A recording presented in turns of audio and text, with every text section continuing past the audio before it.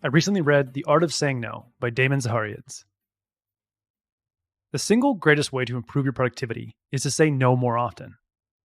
If you respectfully say no to a 1-hour meeting, you magically create an hour to get your work done. If you respectfully say no to a coworker who wants your help on a project, you'll be able to finish your projects on time. And if you respectfully say no to a friend who wants your help moving on a Saturday, you'll be able to spend more time with your family and recharge for the week ahead. In this video, I'll show you why it's so hard to say no, how to find the strength to say no, and how to say no without angering people. First, why is it so damn hard to say no? Well, we've been conditioned to say yes for most of our lives. As kids, we said no to our parents and teachers and received negative feedback, so we said yes more often. In school, we made friends by saying yes to requests to play and hang out. And when we started our careers, we said yes to every opportunity in the hopes of getting ahead.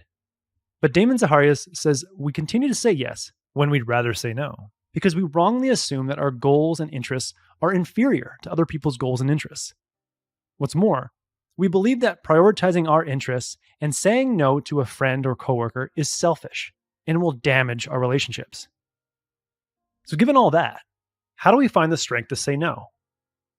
I've discovered the strength to say no after making 3 realizations. Realization number 1, saying no does not make me selfish. In fact, saying no to people so I can take care of my needs actually increases my generosity.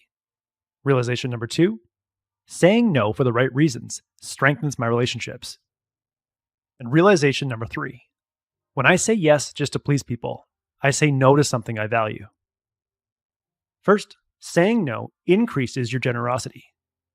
If you say yes to anyone and everything, you'll have no time to focus on your needs, be overwhelmed, stressed, and exhausted, and start to feel bitter and resentful towards the people taking up your time. What good are you to others if you're stressed, exhausted, bitter, and resentful? By saying no to people so you can take care of your needs and fill up your emotional tank, you'll have a greater capacity to help people. If you doubt this, try the following experiment. Tomorrow, start your day by saying yes to other people's priorities by answering emails for an hour. How much energy do you have the rest of the day to do generous work and improve people's lives? The next day, start your day by saying no to the outside world and yes to your most important project or your personal well-being. Either spend an hour making progress on your important project or use the hour to journal, read, exercise, or meditate. After this hour of self-care, how much more energy do you have to improve the lives of people around you? Second, saying no for the right reason strengthens a relationship. We value things that are hard to attain. So if your friends and coworkers know that you don't freely give away your time, they will value your time even more than if you simply said yes to every request.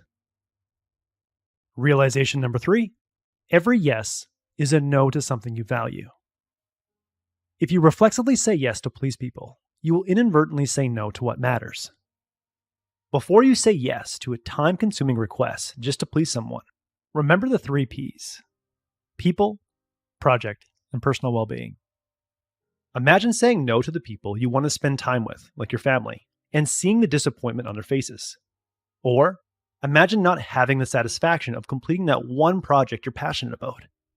Or imagine seeing yourself a week from now, burnt out and exhausted because you said no to the activities that would help you recharge, recover, and improve your personal well-being.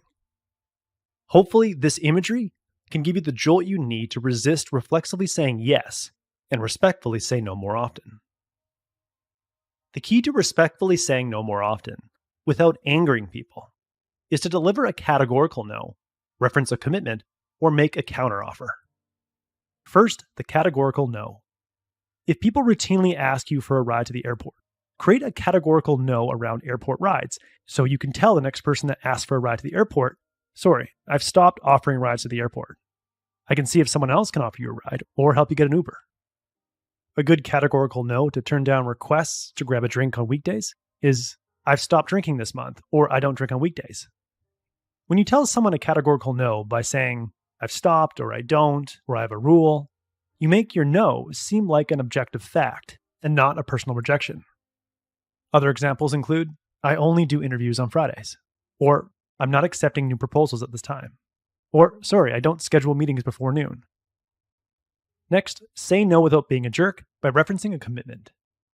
When you reference a commitment, even a commitment to yourself, like I've committed to exercising every day, people are generally understanding and rarely push back. No one likes to break commitments, so they don't want to pressure you into breaking your commitments. Here are a few ways you can use commitments to turn down a request. I'm fully committed to a project right now, so I need to turn down your request. Or, I've made a commitment to spend time with my family this weekend. Or, I can't join you for lunch. I've made a commitment to go to the gym every day at lunch. It helps to write down a list of personal and professional commitments you have every week so you can deploy them when someone asks for your time. And the last way to turn down a request without seeming like a jerk is to propose a counteroffer. Instead of saying no to someone's request, especially someone whose relationship you value greatly, just say no to their initial request, but counter with a smaller offer. Your counteroffer can include finding other people to help or getting them started, or doing something similar that takes a fraction of the time. For example, I'm unable to do that at this time, but I can put you in touch with someone who can help you. Or, I don't have time to do A, B, and C, but I'd be happy to help you with one of those tasks. Or, I'm overcommitted and unable to attend your meeting, but I'd be happy to email you a few ideas that you can share in the meeting. Countering a request with an alternative that requires less time is a great way to protect your time and let the requester know you value that relationship. As Damon says, you don't owe the requester alternatives. It's just an act of goodwill. In the end, most of us have a habit of saying yes when we'd rather say no. We can break that habit by remembering that saying no will actually increase our generosity, make others value our time even more, and allow us to say yes to people we want to spend time with most, the projects we most want to work on, and the activities that most contribute to our well-being. We can say no without being a jerk and angering people by creating no categories, referencing our commitments, and countering requests with smaller offers. That was the core message that I gathered from The Art of Saying No by Damon Zahariades.